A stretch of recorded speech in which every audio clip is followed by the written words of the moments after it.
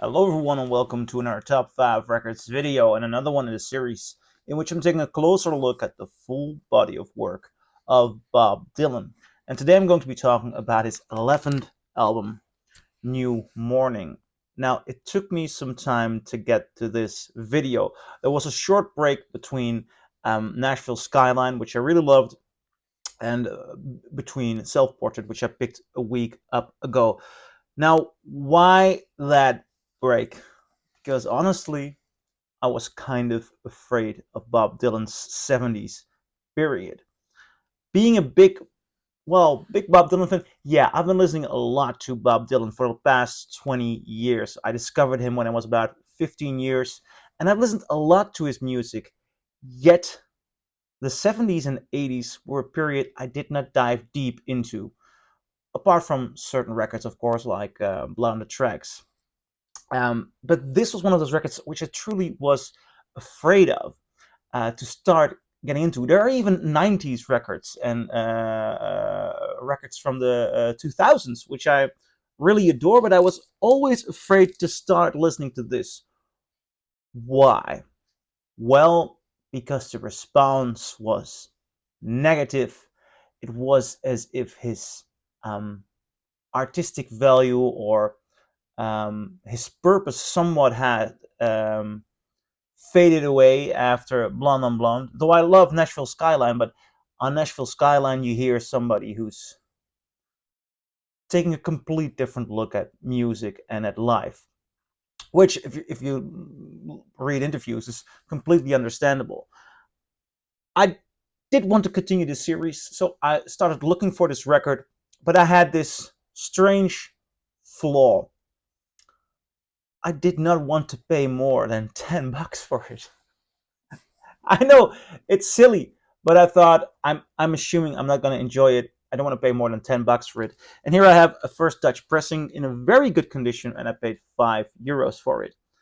Now my attitude towards Dylan in the 70s has changed because I was pleasantly surprised by Self Portrait. Wait for a second, because a lot of Dylan fans may say that I'm insane. Um, I think that on Self Portrait you hear Dylan embracing country traditional roots. He's embracing the different voice that he started singing with on Nashville Skyline, more of a crooner, um, a smokeless voice. And a lot of Dylan fans did not like that, still do not like that. But I heard somebody who was searching for his own soul in the history of America on Self Portrait. Now, I'm not going to declare that record a masterpiece. I'd say 3.5 out of 5 stars, and I think that should be definitely revalued and definitely rediscovered.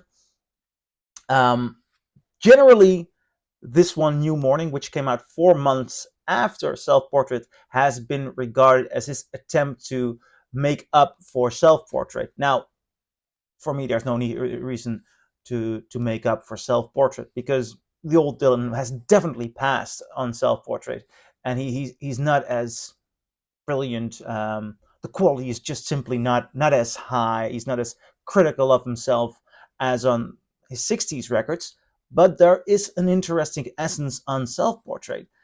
And that interesting essence, which is somewhat different from his older work, does continue here on New Morning. Is each and every moment fully satisfying, like a Blonde on Blonde or a Subterranean Homesick Blues or his second album is? No, no, it's not. And we are talking about a different moment in time for Dylan. But it's also Dylan in the 70s. First of all, the thing I noticed on New Morning is there is a change in sound. Some people say that he returned to his older voice. I think this record is not a full return to the old Dylan voice. I think he is actually trying to sail into different waters from his country period. And there still are those moments. His voice is not, there is still some of the smooth Dylan voice elements in there. But he's also trying to embrace a certain crackle again. But there's also a smoothness in the way the vocal sound, in the way he is delivering it, and also in the way that in the way it's performed, also in the way it's recorded, that is definitely new to Dylan. It sounds really 70s, but not 70s, of course, have a lot of interpretations. It sounds definitely America, um, fly over states 70s cool. I have different associations with certain American types of recordings in the 70s. Like some people have, there's a yacht rock sound in the 70s. There is a mid America, mid 70s hard rock sound with bands like Boston. And I also think that, although he's not mid America, I know that, Tom Petty and the Heartbreakers, but there's a certain different sound in there. This is really America fly over the states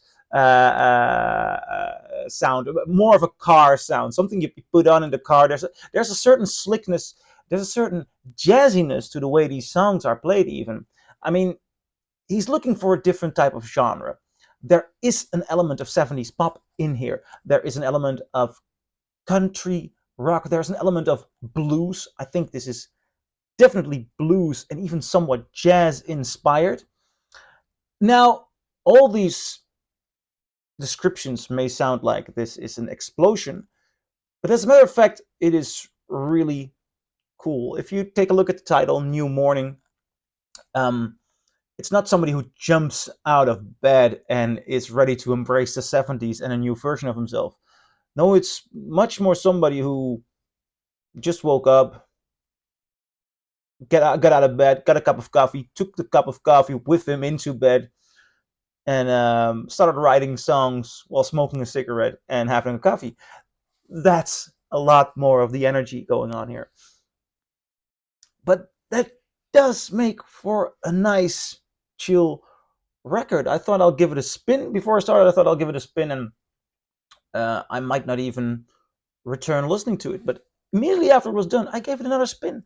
There is something to discover here, and it's a chill, it's an ease. I love the opening track, If Not For You. The entirety of side one is nice, cool, chill. Very, very enjoyable, okay? For me, the energy starts on side two. And side two, for me, has three incredibly good songs. Really surprising, lovable Dylan songs. The title track, New Morning. I love the way that rolls. Then Sign on the Window and One More Weekend. Those three songs truly give a peek into what an alternative, less edgy, but smooth pop, jazz, folk, all with a big air of calm, may have been like for Dylan. It's a pity this was not as much embraced as other records, because if he would have gotten more of an encouragement, I think there was a poppier, jazzier side of Dylan that he could have discovered.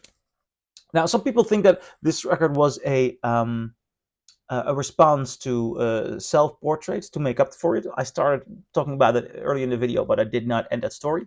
It was not. Actually, he was already recording this album when before Self-Portrait was released. So that's the short amount of time that was in between those records.